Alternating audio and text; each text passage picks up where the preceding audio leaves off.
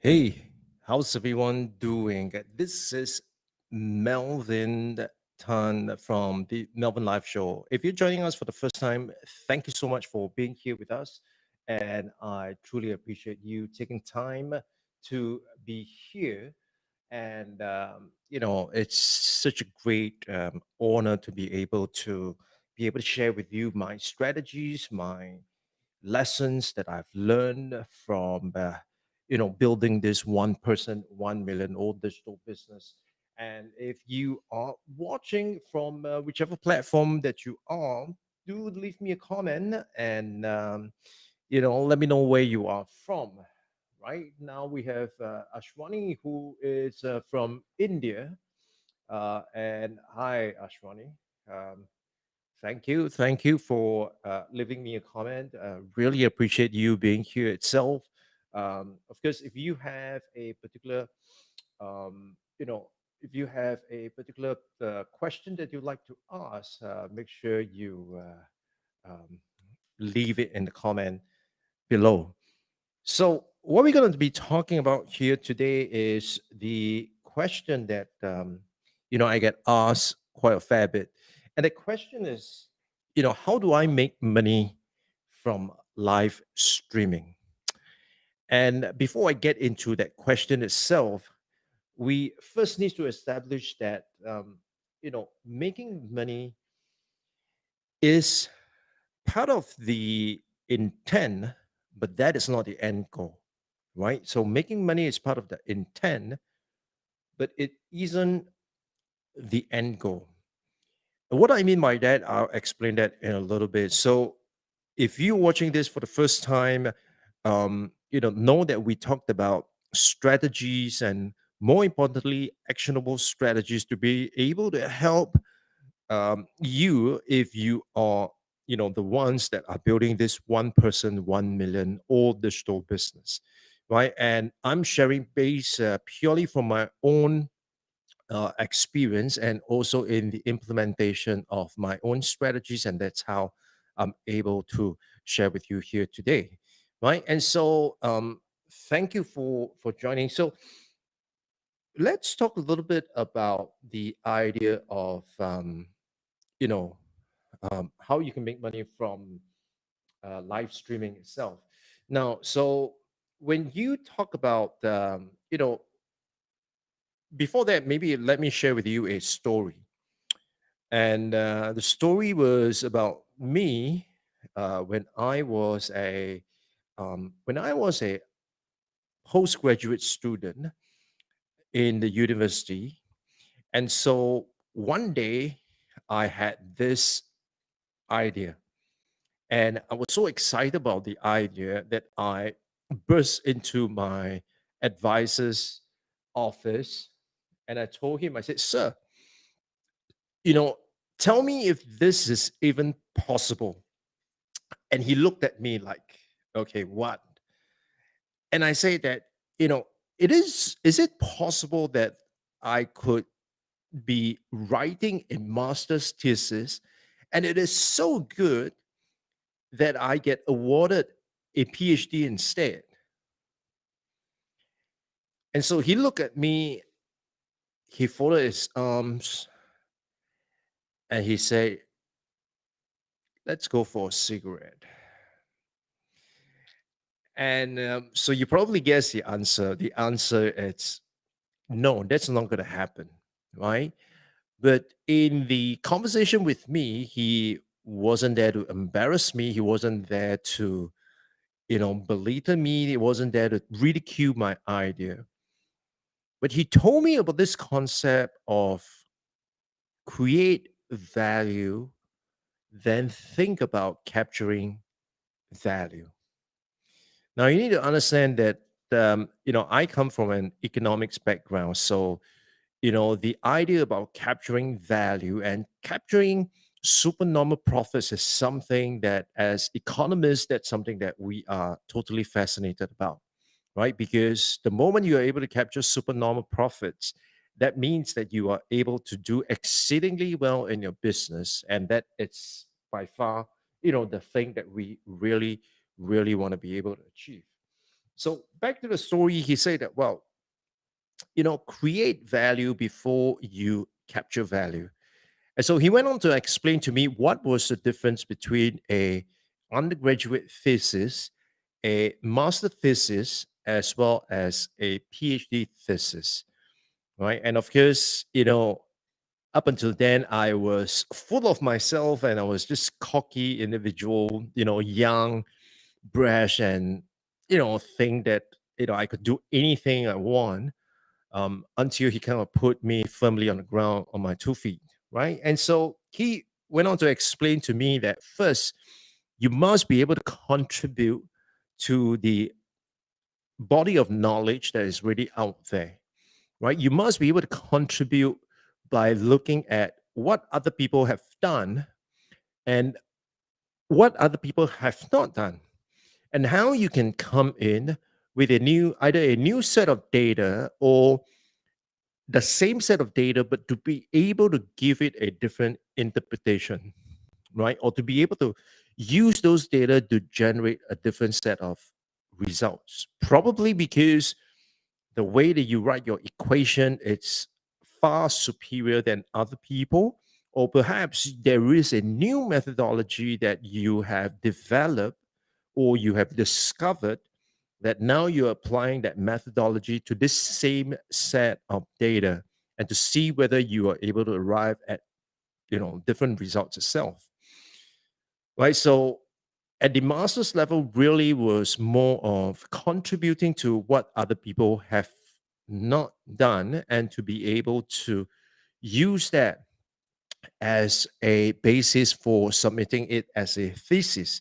Now, of course, when it comes to, at the PhD level, that is where we talk about creating new knowledge, right? But I never got there, although I've always aspired to want to do a PhD, but, I'm not there. And in the foreseeable future, I do not see myself pursuing that, right? So, this idea of creating value first before you capture value stuck in my head ever since. And I was glad that recently, when I read Steph Smith um, work, it captured my attention because she used those same exact terms, capturing value and creating value. So first thing first, let's talk about the idea of value. What exactly its value? Now, value is a thing that needs to be accurately defined because what you may perceive as value may not be valuable to me. And what I perceive as valuable may not be valuable to you. So, as an example, right, let's just talk about, in the context of business, when I say that, well, I am a manufacturer, and in my packaging itself, I would have to use certain materials. And so to me, these materials are, additional cost to me. And but I have to pack my product in those materials, with those materials itself, so as to protect the very product itself. Right. And so, to me, at the end of it, when I have, additional or more than enough of those materials itself, I may throw it away, right? I may dispose of it, um, or I could sell it as a raw material to someone who might be able to use that material for something else, right? And so, what may deem to be valuable for one business may not be valuable for another business, right? And so, likewise, when you are creating content, what you deem as not valuable, it's like this is something that everybody would know.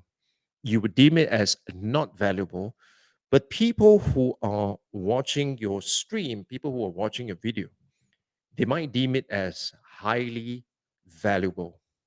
So, as an example, it's the following, right? I mean, I've taken more than 200 over episodes to come to where I am here. So, when it comes to live streaming, I kind of know what to do. I kind of know what to say. I kind of know how to structure my video. I know which cameras are good, which microphones are good, what are some additional hardware that I should be looking at. I know that, right? But it took me more than 200 over episodes to discover all that. Now imagine if you come in to this space and you want to start live streaming.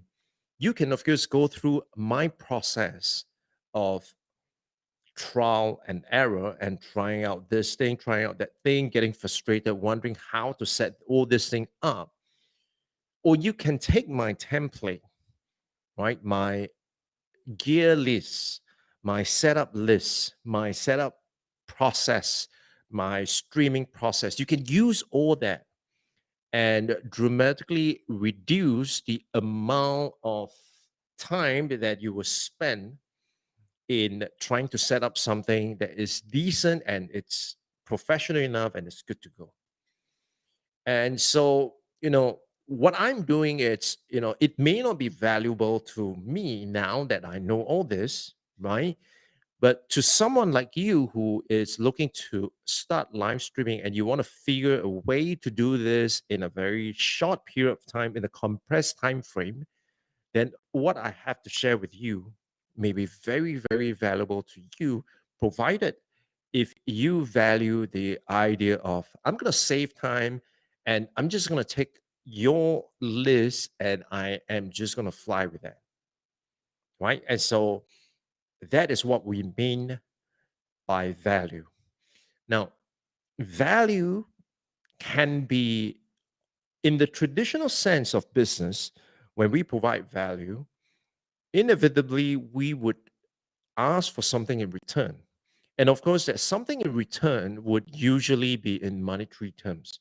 For example, I can come down and help you set up your live stream studio, but per consultation, it's going to cost you $2,000, right? So that in itself could be I'm providing you with a value, and you in return, it's going to reward me or compensate me for my time or my knowledge in terms of monetary terms.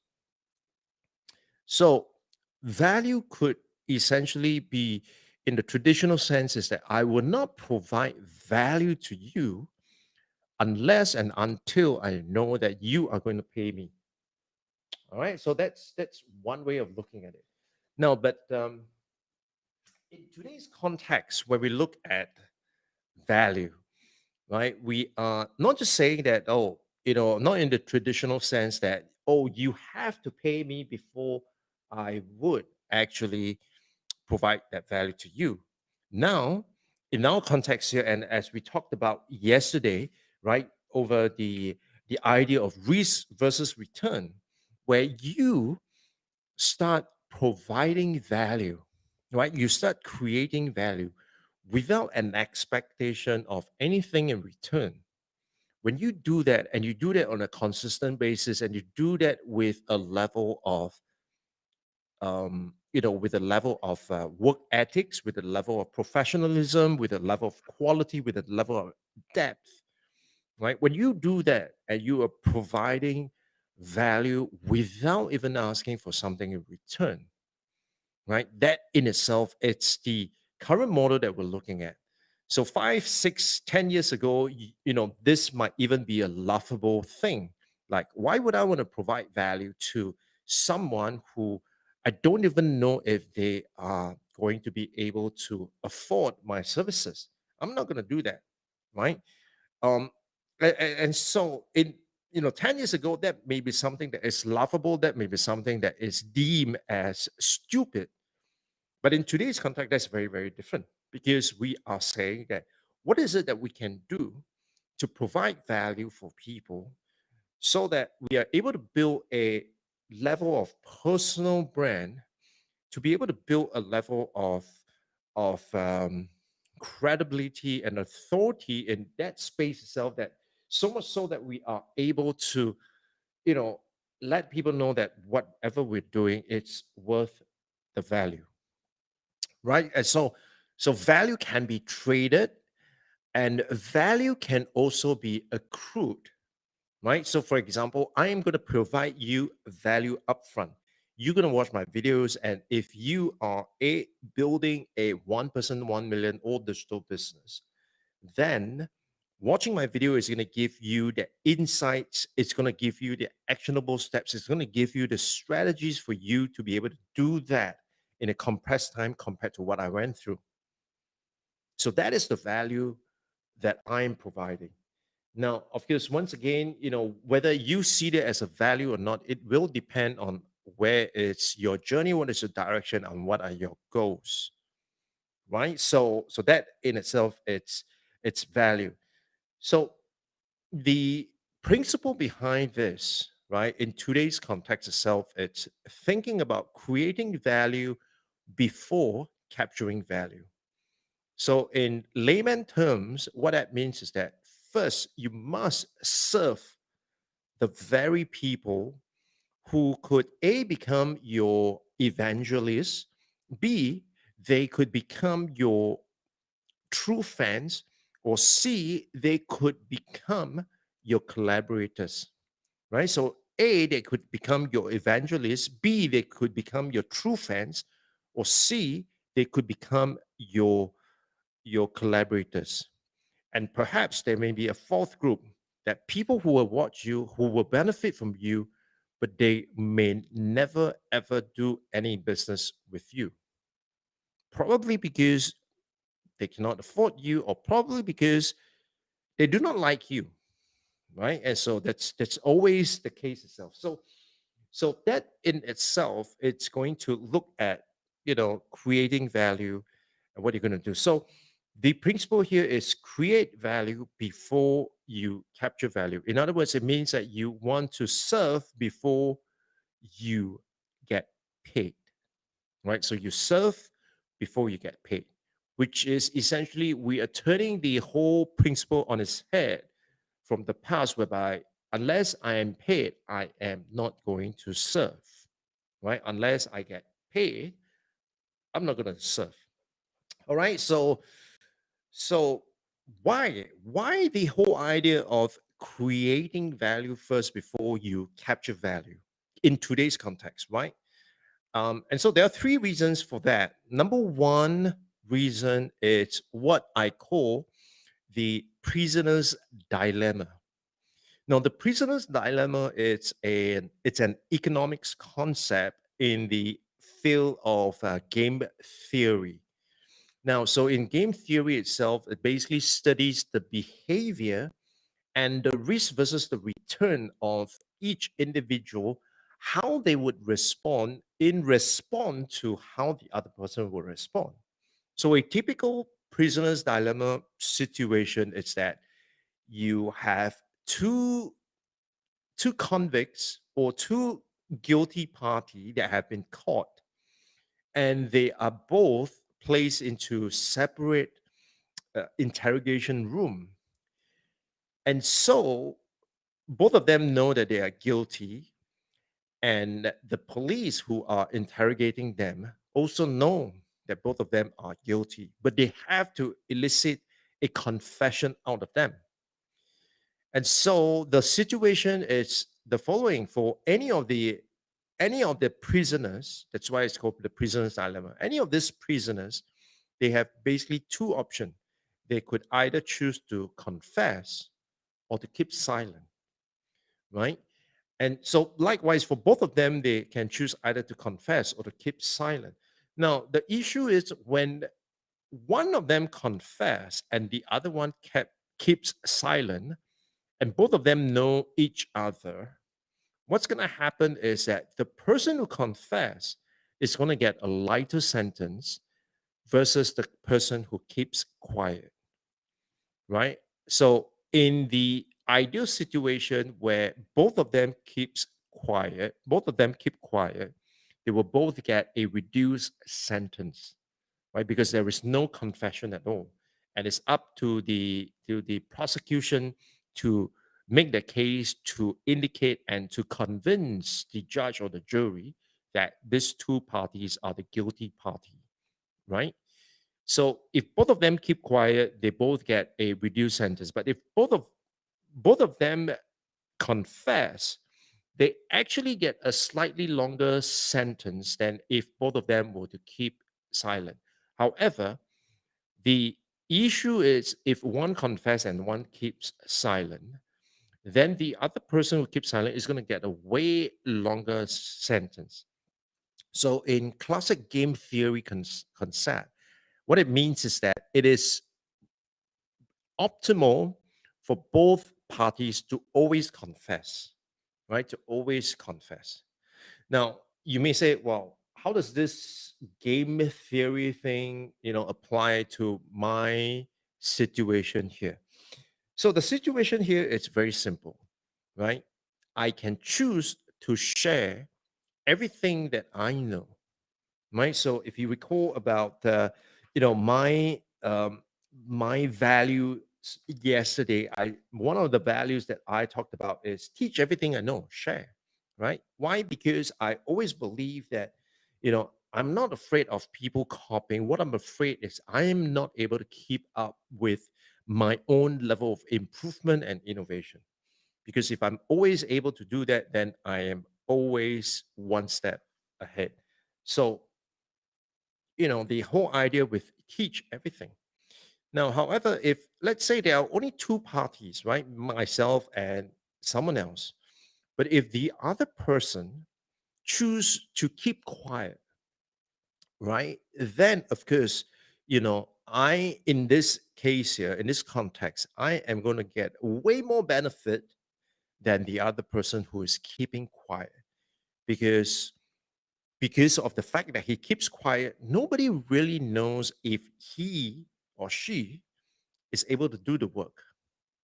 And they could only guess or to infer from whatever information or work that he or she puts out. Whereas for me, people know, and people know for sure that, okay, that is the guy that I want to work with, or that is the guy that I do not want to work with. Right. And so of course, it's just like a magician. The ideal situation is that everybody keeps it as a secret, right? Everybody keeps it as a secret. So there will always be this intrigue. There will always be this sense of mystery about how does he do that, right? And of course, if one person chooses to tell all, then what's going to happen is that it might skew that balance itself, and people might not be intrigued anymore. And so in this case here, really is that if both of us share, right? Both of us share all that we know. What's going to happen is that we are going to be able to have the benefits accrue to us, number one. And number two is that we are going to be able to get our audience to self select who they want to work with or who they want to pay attention to, right? So in that case, like in a classical prisoner's dilemma, whether should I share everything or should I keep it a secret? My suggestion to you is always share everything. In today's context, this is how it's going to be because you will almost whatever you know, someone else knows it as well, right? So there is really nothing new. There is really no secret out there, right? And the reason why you should always share, which means you should always default to sharing everything you know, everything, right? Sharing everything you know. You should default to that. The reason is because of factor number two. Now, factor number two, it's what again in economics we call it information symmetry. Now, what that means is that the following, right? So let's say, for example, you want to buy a used car and you speak to this person who is the owner of the car, and you are trying to get as much information about the car from this owner, as much information as possible. Like, does it break down often? Is there a particular problem with the car, which is why you're selling it? Of course, the guy would say, "Oh, no, no, no, the car is fine. I'm just upgrading, or I'm just giving up the car," right? Um, and you will want to be able to see, like, was it involved in some accidents or something like that, right? But that said, in any situation, the person who is selling the car would always have more information and would always know more about the car than you, right? You can replace the car with a computer, you can replace the car with a used cell phone.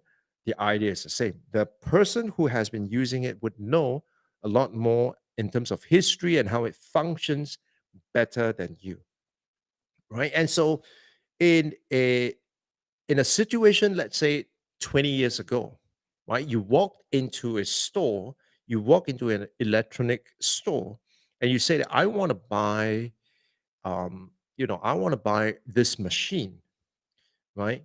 And you would have one of the salesperson who would say that, oh, you're looking at this model, um, you know, and then the person may try to sway you to buy something else. And the reason behind that is it because the person has your best interest at heart? I don't know. Probably. But more likely is that the salesperson wants to sway you into buying something else, probably because he gets a bigger commission from that brand. And so in that process itself, you run into a situation of information asymmetry. In other words, it means that the salesperson has more knowledge about the product or the way it works better than you do, right? Now, fast forward to today's context where, arguably all the information in the world, it's at your fingertips, literally, right? Because all you need to do is just fire up your browser in your phone and you type in the specific keywords, and voila, you have all the information that you will need. So where we're at now is we are at a situation or in a context where we call information symmetry. And I like to say this joke, especially when I'm conducting training. I would say in the past, when I used to conduct training and I tell my participant a particular concept, most of them would start writing it down. Like, wow, I've never heard of this before. I'm just going to write it down. Like, wow, you're sharing with me this breakthrough information. But now, when I share with them something new, something that they have not heard of, or something that is in conflict or not aligned to their current belief itself, what do you think is the thing that they would do? Right. So what they would do is that immediately they will pull out their cell phone or their computer and they will start Googling it. And some might even tell you that, oh, actually, that's not true because da da da da da. Or, they would be able to validate whatever you tell them. So, in other words, in this situation itself, it's really about information symmetry. In other words, the people are that you want to reach probably have as much information as you, right? So the people that you want to reach are, probably have as much information as you. And if they do not have, they can always find out, right? They can always find out. So going back to reason number one, why you should always create value before capturing value. Reason number one is because in the classic prisoner's dilemma, you should default to sharing everything you know. Why? Because in reason number two, if you don't, and you do not document it in a digital way whereby people are able to find your solution or solutions to their problem, if they are not able to find you, in other words, if they go to Google and they try to Google that very thing that you are sharing, or but you're not sharing, if they go in and they Google it and your name doesn't appear, your content doesn't appear, your video doesn't appear, then guess whose content and video is going to appear? Well, your competitor, right? And so what's going to happen is they're going to pay attention to your competitor compared to you. Because, I mean, when I type in a particular thing, I see ABC, I do not see you, right? So I have no idea who the hell you are, right? So knowing that in this age where we have information symmetry, it's in your favor to want to create content to share everything you know, because when your customers, when your audience fire up their search engine and when they start searching, and mind you, they could already know other solutions or products or providers that is able to solve that problem, but perhaps they just want to search. And when they do that search, you better show up. Because if you don't, then like I say, it's going to go to your competitor. Now, of course, as what E.O. Wilson says, we are drowning in information, right? Like I mentioned earlier, literally information is at our fingertips, right? So I always tell my team, I always tell my people that don't tell me I do not know how to do that, because there is this thing called Google. All you need to do is Google it, and damn, all the solutions will be there. So if you're not doing it, there could only be two reasons. Reason number one is that the person is lazy, and reason number two is that the person is ignorant. And either way, it doesn't reflect well on you. So it is true that we are drowning in information, but listen to what E.O. Wilson has to say. He says that we're drowning in information while starving for wisdom. We're drowning in information while starving for wisdom. And so the way to think about this is the following, right? If all the information that your potential customers, your prospects, your leads, if all the information that they need can be found on the internet, perhaps not as easy as what we make it out to be. Perhaps they have to dig a little deeper to get to the information. Perhaps currently the information is not presented in a way that is informative for them, or that information is not presented in a way that is able to help them make a decision. Perhaps the information it's not presented in such a way that is able to help them solve their problem. And let me ask you this. Aren't we all fed up whenever we sign up for a webinar or perhaps attend a live session like this to be told that, I'm going to show you how to do this. But when you attend the webinar or the live stream itself, what they only tell you is what you must do, and the how part is missing. Now, if that sounds familiar to you, you know, leave a comment below, right? Leave a comment.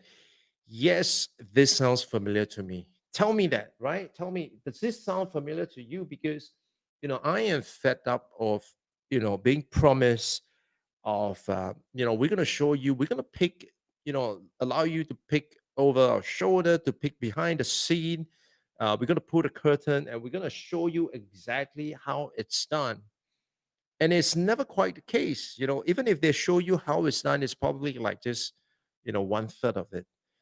So my point is that if you're not going to intend on doing that, please do not say that, because you just abusing the trust that I have in you. Number one. Number two is that it's all right? I mean, I know and I understand that you have a business to run, and so you have to capture value in some way, shape, and form. So it's okay to tell me upfront that, you know, this will be a free webinar, but at the end of the webinar, I will pitch you, right? I will pitch you, and purely it's up to you to then decide if this thing is relevant to you. If it is, then I'm going to make you an offer that you can't refuse, right? But if it's not relevant, even if I made the offer that is so good, you also wouldn't accept. So the offer is only relevant to people who is interested, or who is going to be able to benefit from that, right? So my point is, to be upfront, tell people that you are going to sell them something, and that's fine, right? Because those people who expect that everything has to be free, you probably don't want them in your community anyways.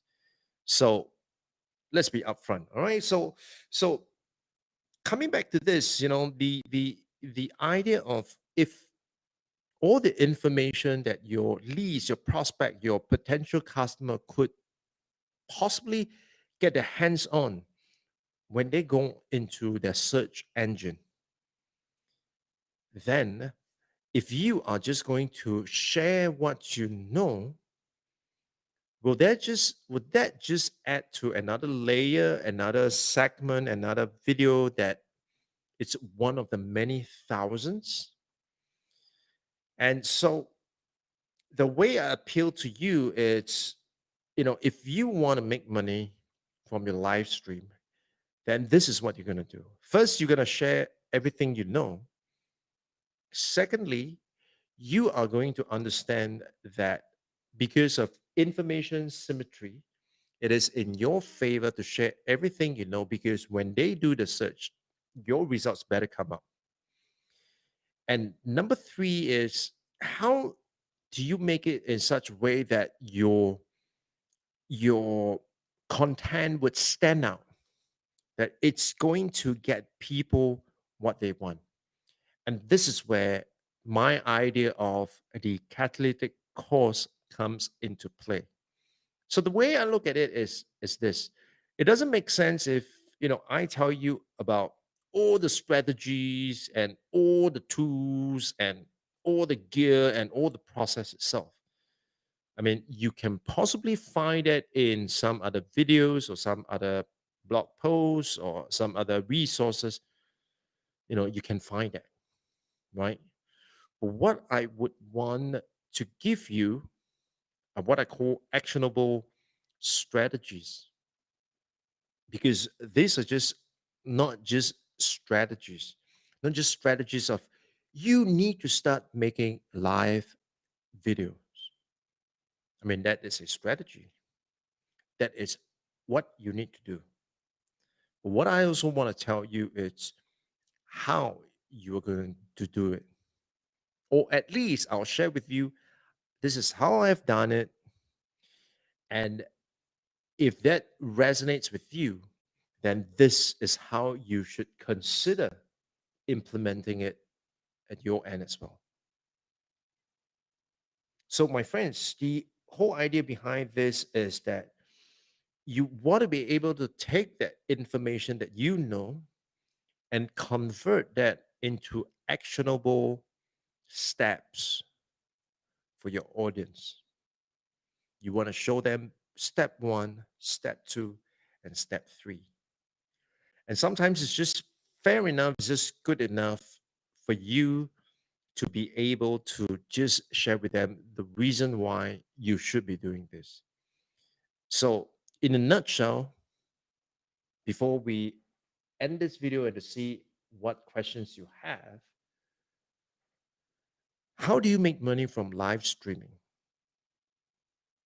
Well, the way that you would make money from live streaming is to create value before capturing value. So you have to create value before you even think about making money,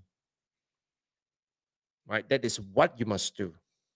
And how must you do it? First, you must have the mindset that I'm going to share everything I know, right? You're going to have the mindset of I'm going to share everything I know. And number two, you are going to do it in such a way that when your customers, when your potential prospects, your leads, when they go into Google or Bing or Yahoo, whatever, right? When they go into the search engine and they search for solutions, your content would come up. And when your content comes up, your content is not just going to be run of the mill type of content. Your content is just not going to be another review. Your content is just not going to be another what you must do. Your content is not just going to be another above the surface. And if you want more, then you have to pay me. No, your content, it's going to give them actionable strategies. And why actionable strategies? Because people are addicted to results. Once they are able to see results from your guidance, from your strategies, and sure, sometimes your strategies may work, sometimes your strategy may not work for them, right? But if you are able to guide them in your strategies and to be able to help them, make some, achieve some breakthrough in their current situation, right? If you are able to provide them with that actionable strategies to help them get out of that stalemate, that gridlock, that position that they are in, to help them even take one small step forward and to be able to taste early success or just one simple bit of progress. If you're able to help them do that, then you will be able to make money from your live stream. So, my friends, I'm not gonna, you know, BS you by saying that, oh, you what you want to do is you can do your live stream and then you hit a certain level of public watch hours and thousands of subscribers, and this is how you're going to be making money. No, this is more of a means to an end, right? And so if you want to make money that way, especially in creating this one person, 1 million all digital business. This is the way to do it. Now, question is that true? Well, let me just end with this, that 50% of what we know now is probably not true. The problem is we do not know which 50%. All right. And so, with that, I thank you for being with me. And once again, if you're watching this in the replay, feel free to still send in your questions in the comments and I will answer them. Tomorrow, we're going to talk a little bit more in terms of, what is your one phrase strategy. Think of it as, if someone's going to ask you, "Oh, what do you talk about in your show?" Or "What do you talk about in your live stream?" This is that one phrase thing that you're going to tell them. In other words, it's like your elevator pitch that you're going to tell them. And if they are the right audience, then they're going to be intrigued. If they are not, then they won't. Right? So if that is something that that is going to be beneficial to you, make sure you tune in to my show tomorrow. So depending on where you're watching, make sure you subscribe, like, follow, connect with me. If this video have been insightful for you and it gives you that one step closer to your goal, then hit the like button and share this video with anyone whom you think could potentially benefit from, right? And if you got a question, make sure you leave it in the comment below. And with that, I thank you so much for watching. And remember, 50% of what we now know, it's not true. The problem is we do not know which 50%. With that, thank you for watching, and I'll see you guys on the next one. Bye bye.